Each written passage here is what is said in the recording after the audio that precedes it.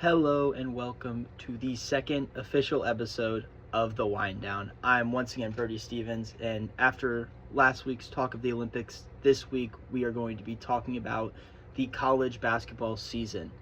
And I am recording this the day after Selection Sunday. I had just made my bracket, but I want to save all the bracket talk for a different, smaller video, something just for it. And I just want to talk about some draft prospects, the top four in this draft, or what was the top four for a majority of this class in this entire college basketball year.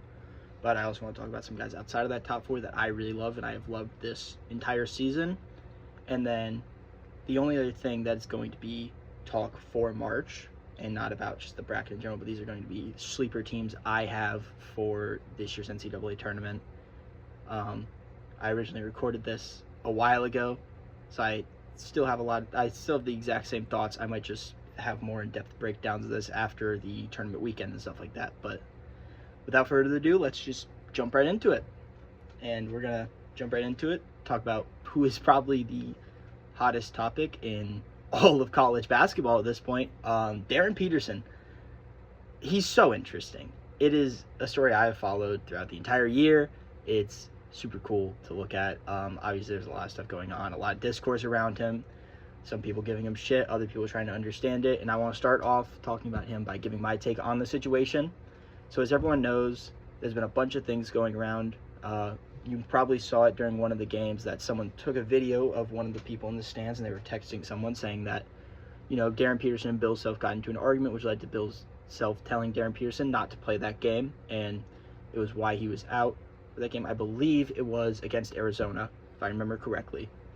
But that happened. Then you get to another game. He's about 18 minutes in. He's got about 20 points. He's playing great.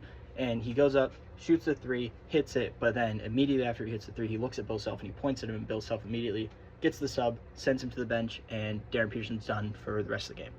So people are wondering if this is a lack of competitiveness, if he has some weird thing with load management, if he's making so much money that he just doesn't care at this point. And then there is the other side of it, which personally is the one I think. I think that Darren has a lingering small lower body injury. I recently saw a report about full body cramps as well, but my thought before that came out was that it was just some sort of small lingering injury that just kept hitting him and just kept affecting him in different moments, which ultimately led to some days he woke up and he's not feeling great.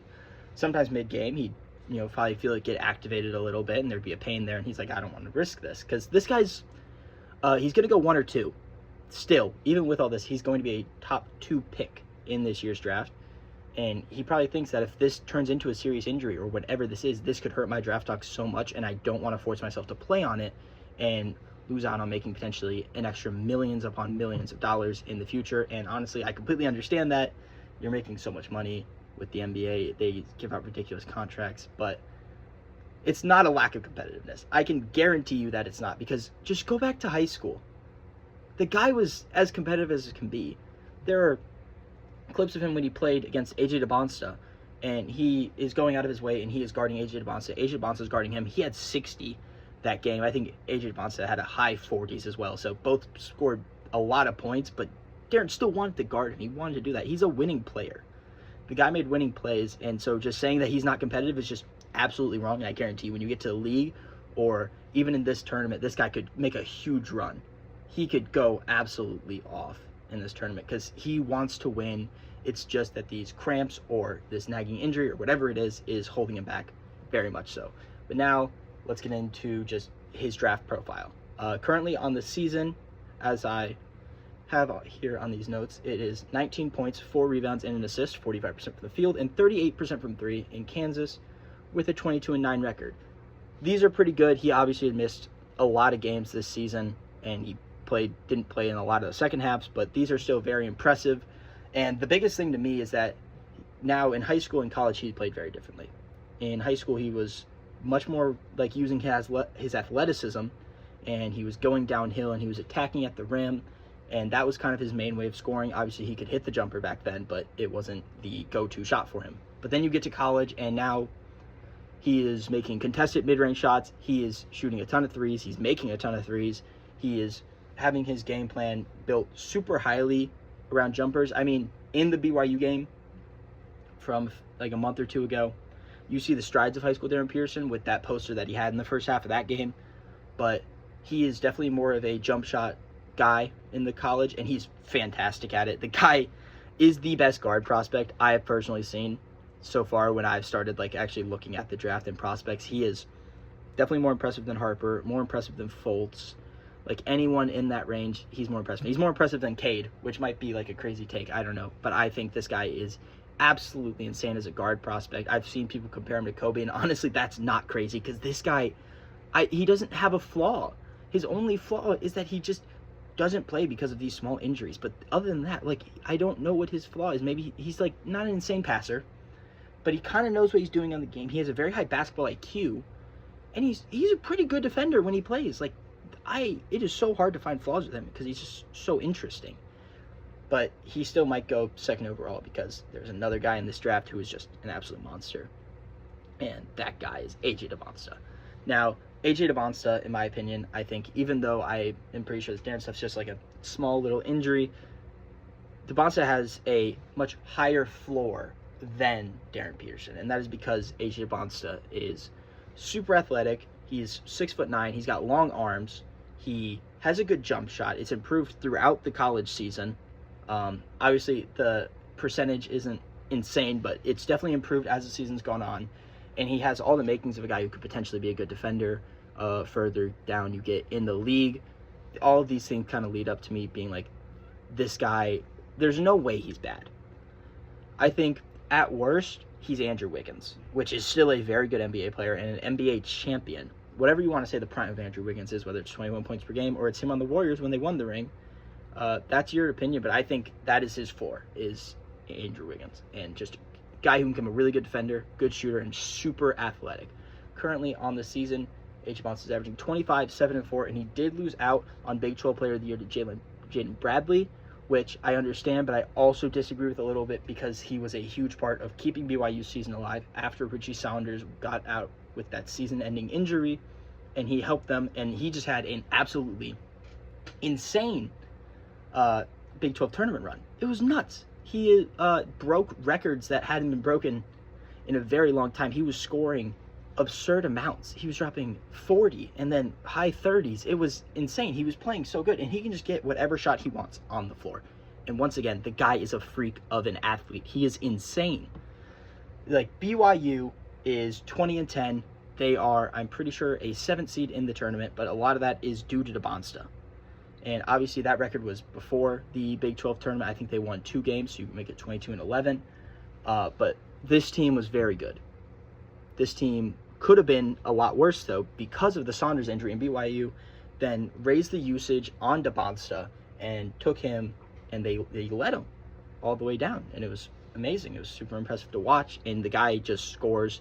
And even though he's not a great defender right now, he definitely could become one. No one that athletic and that long can stay a bad defender. You can definitely play that into something, and you can make him an impressive shot blocker. He can steal, like whatever you want him to be on defense. If you really push him to do it, 100%. And I think I've heard reports of him being more open to being a second option than Peterson, which may help some teams because there's a lot of good teams at the bottom this year. It might help some teams be like, okay, we want this guy instead.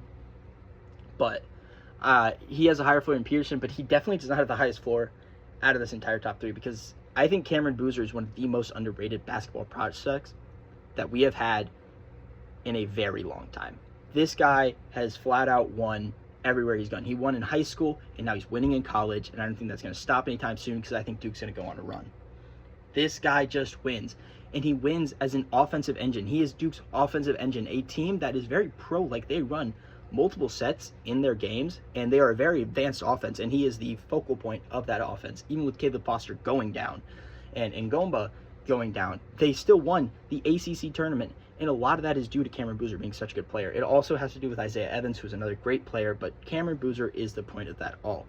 He is a lot like a Sengun. I think Sengun is a great comp for him because I think Jokic is too extreme, but he does those kind of things just at a lower level. He is averaging 23 points, 10 rebounds, and 4 assists per game. He is shooting 58% from the field and 40% from 3. And Duke just went on a run to go all the way to the ACC championship, winning the ACC championship. So they were, I believe it was 30-2 before 29-2 before the ACC tournament, and then they just went on to win, and they are going into March Madness as the number 1 overall seed, and so much of that is because of Cameron Boozer, who I believe will be the Naismith Player of the Year. And people don't really seem to care about it because he's not as flashy, he's not super athletic, his defense is a little questionable, but this guy just plays, and he's a winner, and he is going to be good no matter where. Even if it's the Pacers, who have bigs and forwards already, he's just going to plug and play with any team and be fantastic, and I wholeheartedly believe that.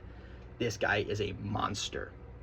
Okay, this is insane, and he had a bunch of really good games against really good teams. He dropped 18 and 10 against Michigan on very good shooting, and Michigan has a very pro-like front court with Morez Johnson Jr. and Ade Mara. Those guys are both very good and are going to be in the NBA in the future, and he played amazing against them.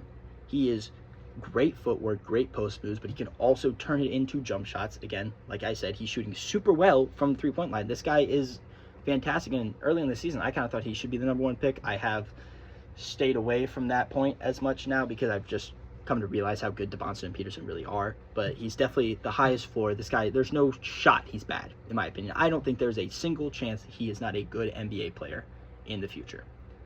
And this top 3 is so big, and then you kind of go out of the top 3, and before the season, the 4th guy was Nate Ament, then it became Mikal Brown, but now it's kind of been cemented that the number 4 guy, and this guy probably a month into the college basketball season, maybe even earlier than that, but Caleb Wilson very quickly became the guy who was absolutely going to be the 4th overall pick. Now, he has had his ups and downs in this season. Not so much of his play, just had some injury stuff. So, as I'm looking at this, on February 10th, he fractured his left hand in a game against Miami. And then people were still, excited. They thought he was going to come back for March, and maybe even earlier than that in the tournament, because he was super ready to play again. But then, unfortunately, on Friday of March 6th, he broke his right thumb, and he was ruled out for the season, out for the tournament, everything. And it was super sad to see, and I think it killed UNC's tournament odds a lot, because this guy was such a monster, such a high-energy guy. He is undoubtedly the best defender in this draft class. Super athletic, most athletic, maybe behind Devonta. They're both very up there. But he is such a freak athlete as well. Great shot blocker, and people knew this. They knew this coming into the draft. Like, this guy's super athletic. He's going to be a good defender. But his offense is so impressive. He's 6'10". He's skinny, but he is a great post player. He gets to the rim all the time. He is dunking a lot. And then he has this great mid-range touch. An absolutely fantastic mid-range touch. And before the NBA season, I would have been like, oh, the Hornets could use a lot of this. But obviously, they're not going to be in the position to draft him. They've been fantastic. But this guy is going to be another one who's just good everywhere. His only question is his jump shooting. I know his mid-range is pretty good, but his three-point is almost non-existent. And his big moment, though, was when UNC played against Duke. He actually, in my opinion, outplayed Cameron Boozer. He had a near-perfect offensive rating. I think like a 153, if I remember correctly. It was very good, and I think Boozer only had like 100, which is still also great, but holy cow, he played out of his mind that entire game. He hit a 3 in that game. He hit mid-range fadeaway shots. He got into the post. He was so fun and athletic, and he was hyping up the crowd the entire time. He was such a good player in that game, and it just sucks to see that we don't get to see him in March, because I genuinely think that given those circumstances, he would have been an absolute monster in these games, and UNC probably could have gone on a run. Obviously they would have had to play Duke given the brackets, but that's going to be super interesting. When I was first recording this, the Bleacher Report mock draft had him at 6, which was insane, because I don't think this injury is going to take him down that much. It's only for the hands. It's not anything to do with his athleticism or anything, so don't bet on that. He's still going to go forward. Overall, this guy is a stud. But outside of the top 4, I want to talk about some guys that I have loved this entire college basketball season. I even would text my friends about it before the college basketball season started, and I think this was during the Arizona-Florida game that I was watching. I had a list of guys that I was watching on.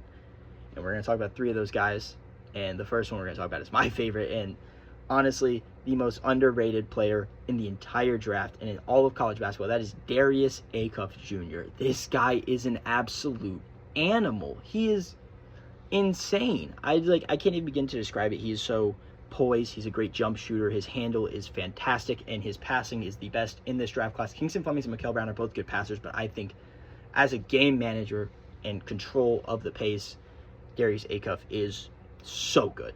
And before the tournaments, he averaged 22, 3, and 6 with 49% from the field and 44% from 3. That is rounded up, but that is still 43%.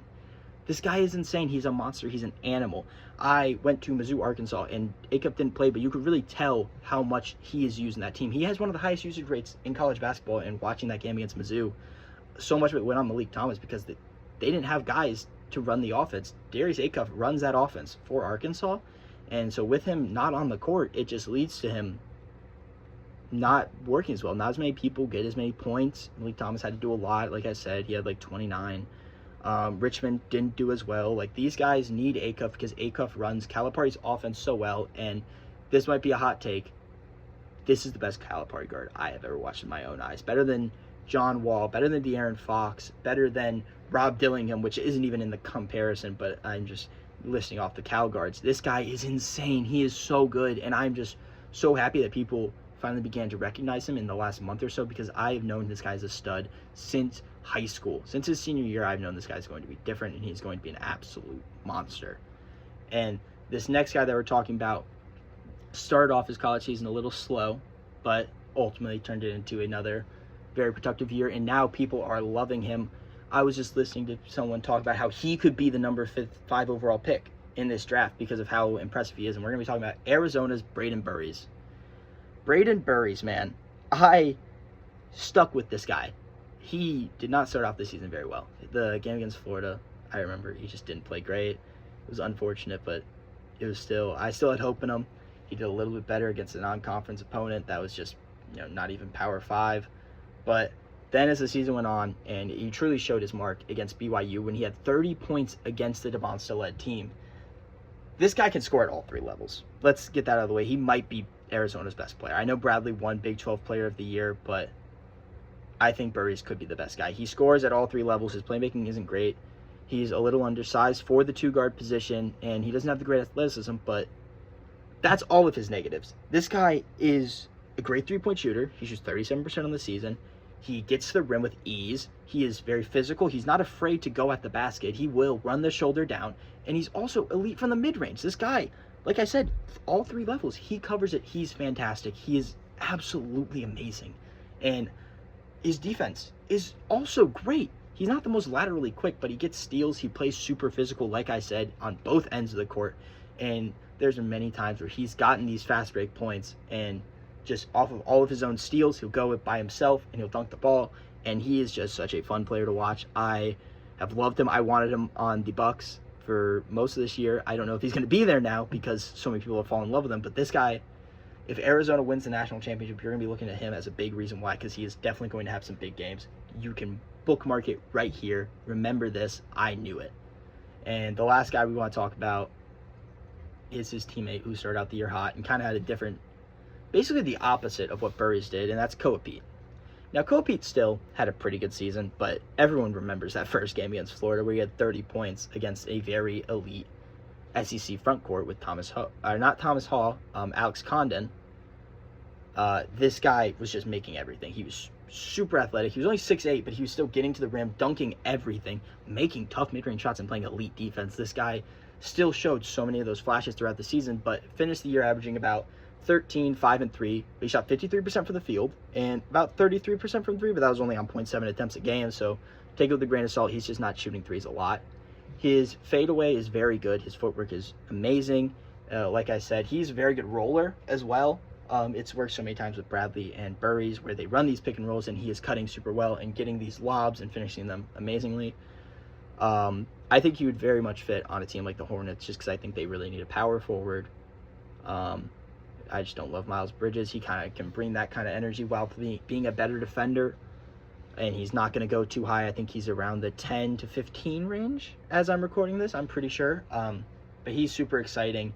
Obviously, he started off super hot, but he kind of slowed down, and people kind of forgot about him, which I don't get why. This guy could play the 3 if he develops the 3-point shot, but he's definitely a 4, so he's a little undersized, a little bit, not too crazy, but definitely watch out for him. He's going to be great. And again, Arizona's so scary because they have all these guys, and I've only talked about 2 of them, and they're maybe 2 of the 3, but there's also so many other guys on that team, but I'm going to save that for a different video. But yeah, Darius Acuff, Braden Burris, Koa Pete. Remember those 3. Those are the guys that I love and are going to be great this year. And the last thing that I want to get into is the tournament sleepers. Now, I have 3, but there's one that I believe in more than any other one. And this might come as a little bias as you get to know me more, but I'm a very big Wisconsin fan. But I truly think the Wisconsin Badgers this year could be the biggest sleepers of the entire tournament. They got a 5 seed, and they got a very rough matchup against another team I think is going to be great that I'm not talking about here in Arkansas because of how well they move in transition with Acuff, but they could go to the Sweet 16 easily. Not even, they could lose in the first round. I've seen this before with Wisconsin where they have these really good teams where they could definitely lose in the first round to High Point. High Point's a very good team, but they also could just go to the Sweet 16 and dominate. They could be so good. They have beat Giants. They have beat Michigan, Purdue, Illinois, and Michigan State all this season. And as I've been told many times, March is for guards. And they have what I think is the best backcourt in the entire country. Nick Boyd, John Blackwell are both amazing. Nick Boyd has been the pride of consistency for this team. He is always there playing these huge games and just always hitting threes. He just had his first bad big game against Michigan, and they only lost on a game-winning 3 from Yaxel Lendenborg. So this guy is always hitting his shots. He's very clutch, great player, undersized, but pairing him with Blackwell, who's another great scorer who loves the big games. He just had, I think 25 against Purdue right before the Big Ten tournament, and then he had 34 in the first game, and he combined that with another 30 piece against Illinois, which also had 38 by Nick Boyd. These guys are insane, and Nolan Winter will be coming back for the tournament, who is a good 15 and 10 always. They have a bunch of these bigs who can shoot threes. If they hit their threes, it's going to be very hard to stop them. They lost by 3 to Michigan after playing 3 straight days. They are super impressive, and that was without Winter. They could go so far and be so good, and I wouldn't be surprised at all, but I also would not be surprised if they lost to High Point, and it scares me. And that game on Thursday is either going to make me super happy or super upset, and I don't know which one it's going to be. But going straight into the next team, we have Louisville, and this is because of Mikal Brown. I love Mikal Brown. This guy is another firecracker. Great guard. He's probably going to go top 10 in this draft. But his three-point shooting ability, I think, just by itself leads Louisville. But I do have South Florida. That's a very hard team to face in the first round. That's going to be a very good game. I think whoever wins that can go pretty far in this tournament. South Florida's very good. But I want to talk about Louisville because I think Mikal Brown, just as a fire starter, is so good. He has had 40-point games. He's hit 10 threes in a college basketball game. This guy can absolutely light up the stat sheet. He's an amazing passer. And Louisville doesn't have the craziest wins. Their biggest wins are probably Indiana and Kentucky. And Kentucky is a 7th seed, and Indiana's not even in the tournament. So they don't have these crazy statement wins, but just something about them and their ability to get hot just makes me think they could do something in this tournament for sure. And the last team I want to talk about is Tennessee. Tennessee, another weird one. Another good prospect, though, with Nate Ament. Nate Ament and Jacoby Gillespie have been very good. They are a very good defensive team. As I'm looking at this, 8 steals and 3 blocks a game for that team. But they also have wins over Houston and Alabama and Vanderbilt, who are 3 absolute juggernauts. Vanderbilt is another team that could be a surprise. Now that they're all healthy, I think they could go on an absolute crazy run as a 4 seed. But Tennessee is very good, super good defensively. Nate Ament can go off in these moments. If his 3 develops even more, he's not the best 3-point shooter right now statistically, but if he can hit his 3s, then he's going to be a monster, and it's going to make Tennessee such a scary team. And they are shooting 47% from the field, 36% from 3. So again, not insane, but Gillespie and Ament, if they play well, they're going to be great. And those 3 are the teams I think are going to be the absolute sleepers in March. Thank you guys so much for watching. This one felt a little more comfortable. I like the Olympics. I like talking about it, but basketball and college basketball has definitely been more my element, and you'll probably see a lot more content about basketball for sure in the future. Thank you guys for watching. Next week, we'll probably be talking about the NBA. We're either talking about the NBA, and then you're probably going to see some small content about the World Figure Skating Championships that will take place then. We're going to talk about Ilya. We're going to talk about Amber and Isabeau. Unfortunately, we will not be talking about Alyssa Leo because she's not participating. Sorry, Alyssa Leo, because she's not participating. But you guys will see what I want to talk about then. Thank you so much for watching. I'll see you next week.